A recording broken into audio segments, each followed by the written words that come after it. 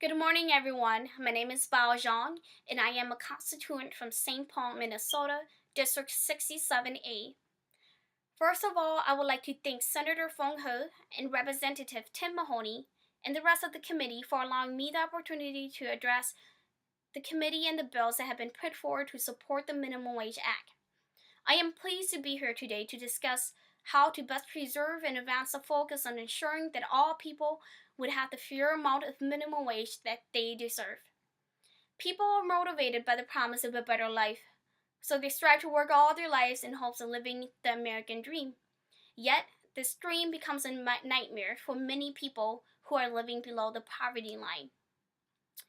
With the cost of living becoming so high, and also having a lack of fair wage, it had reduced the choices of how people use their money to meet their basic needs. As research has shown repeatedly, Minnesota minimum wage $7.25 is inadequate for families to live on.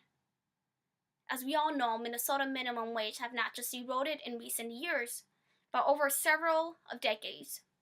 And this erosion has contributed to the growth of inequality, leaving the economy less vibrant than if incomes were distributed more evenly. Historically, costs rise over time. If the federal minimum wage had kept pace with inflation and maintained its purchasing power since 1968, it would be over $10.55 an hour, or $21,944 a year for a full-time worker. As inequality has increased, the distance between minimum wage workers and high-income earners has grown even more.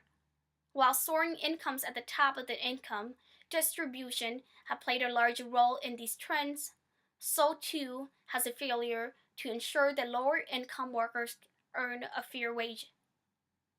Those who are most affected by this issue of minimum wage are families, women, and hourly wage workers.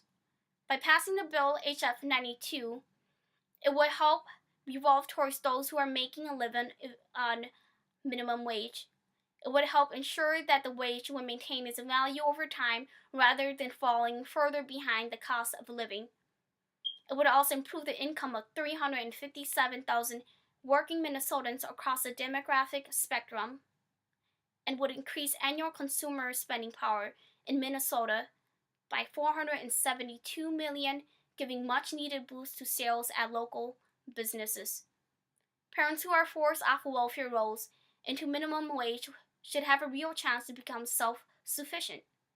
I support and am excited about encouraging the innovation and effective minimum wage act, because overall, if you work full-time in one of the wealthiest nations on earth, you shouldn't be living in poverty.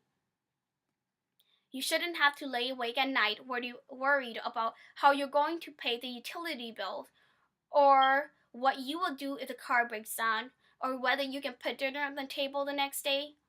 By supporting the bill HF 92, it would not only restore the value lost to inflation since 1968, or bring the minimum wage in line with the cost of living for families or for individuals in Minnesota, but it would bring Minnesota minimum wage a step closer to living wage. Thank you.